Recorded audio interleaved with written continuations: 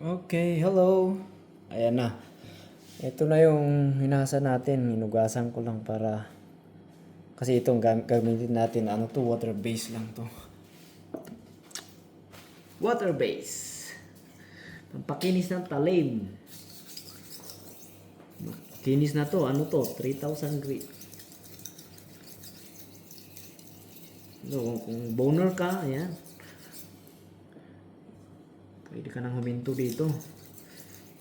Matalim na to. Nakakahiwa na ng balayibo. I mean, mga balat.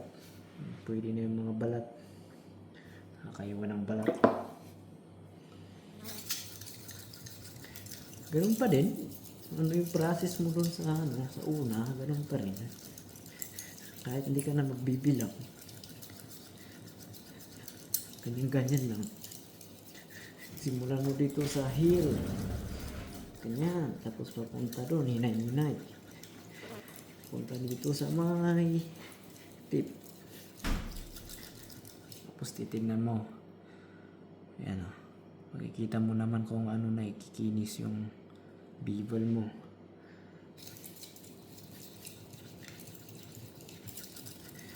So pang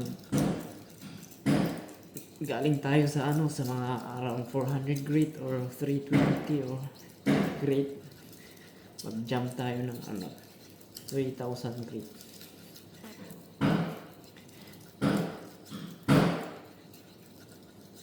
Yan na. Kailangan gagawin kabila naman.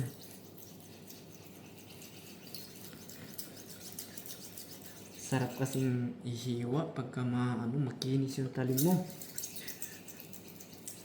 Pwede na yung magaspang, kaso hindi masarap ihiwa pag magaspang. Ganda yung parang blade. Yan, ginaganon ko kung wala siyang burr.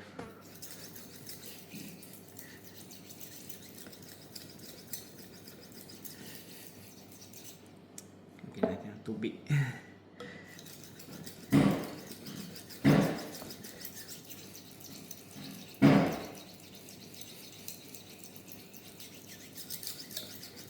Ito lang. Skinning knife to. Mas mahirap pasahin to kaysa sa boning knife or straight knife. Kaya ganito ang paraan ko. Magkasa.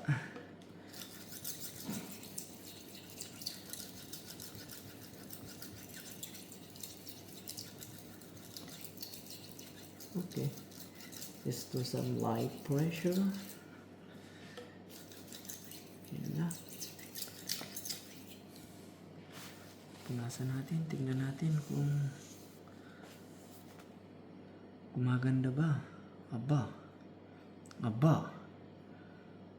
Kumikinis na ang talim. Aba.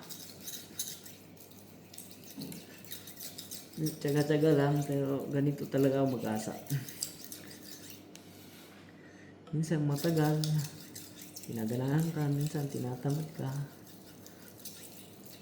So pag nasanay ka na, madali na lang.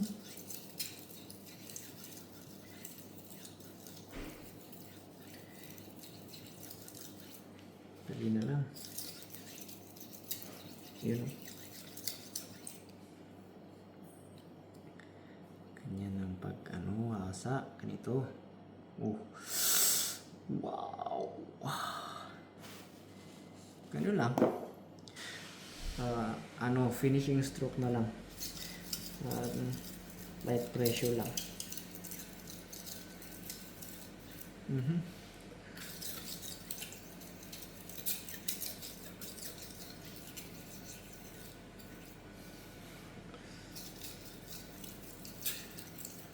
Maganda to, 3,000. Matalim na kutsilyo mo. Pwede yung pang boning, skinning, gutting, slicing. So, kung gusto mo ng mas mas pino pa, pwede mong may hasaan kang ano, Arkansas, Norton Arkansas, o kaya yung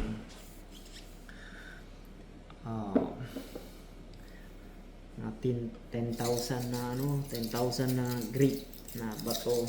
Yan, makinis na yun. Okay na to, 3,000. Mga 3,000 grit.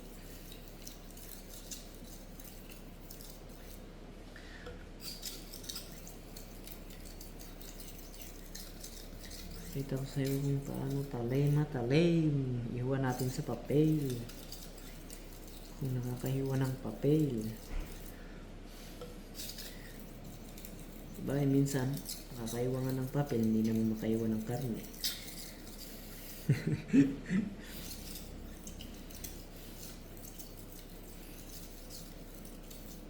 Hindi ano lang yun yung papel, pang test lang kung may burr pa na natitira. Yan, tatanggalin mo kung may burr na natitira. Yun lang naman ang ano natin eh. Parang tinatanggal natin yung burr. Pag natanggal na yung burr na yun, sigurado ka na may apex yung ano mo, edge mo. Hindi naman perfect, pero at least nearly apex. Sabi nga nila, nearly apex. Ayun.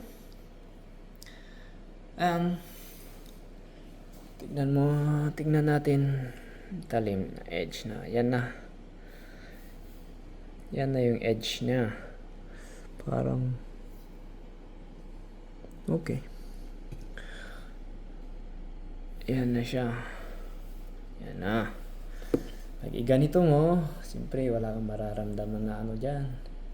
Dapat walang maramdaman na burr o sasabit. Hindi sasabit yung daliri mo. At sa kabila. Tapos pag iganyan mo siya, wow, sasabit na. Kumakagat. So ang gawin natin, itis natin sa papel. Ito, papel. Yan. See? Kakaiwan na. Papel. Kakaiwan na. Tapos, para matanggal lalo yung ano, either ito yung gamitin nyo o Decoron, whatever. Decoron o kaya ceramic. Para matanggal lalo yung ano, yung burr niya. Kasi minsan may naiiwan pa eh. Mga few strokes lang to.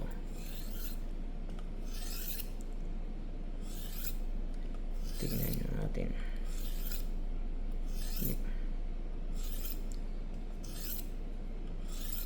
Light lang. Tapos, gumamit tayo ng ganitong steel polish. Ito yung ano, ginagamit natin lagi.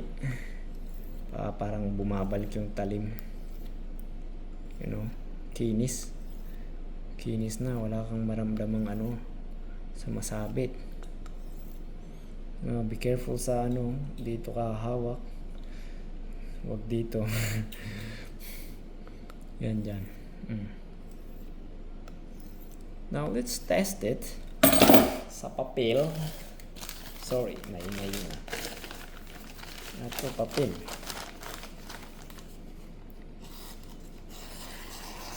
See?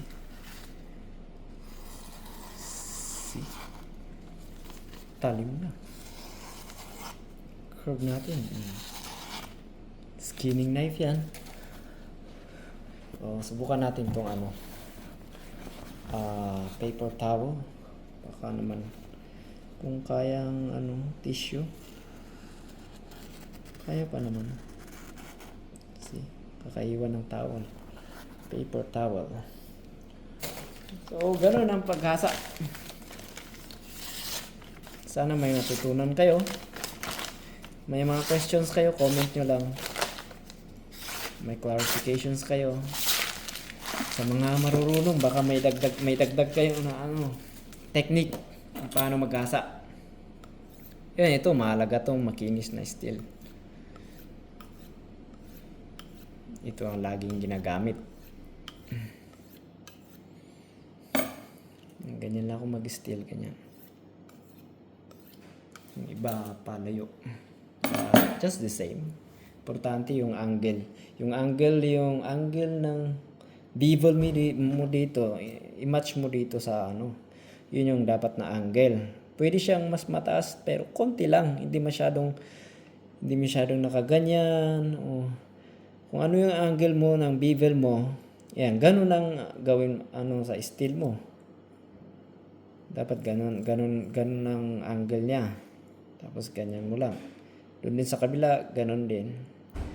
Like ginagamit ko tong ano. Ito pang guide lang yung daliri ko. Ayan. Kaya hindi ko titignan. At least may guide ako ng konti. Matansya ko kung ilang angle. Yan, ganyan lang. Ganyan lang.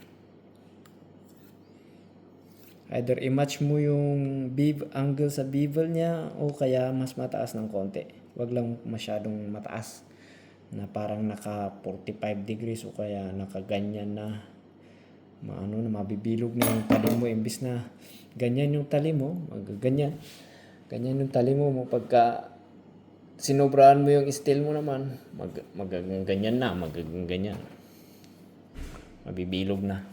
So that's it. I hope you enjoy it. Mahaba nga lang. See ya.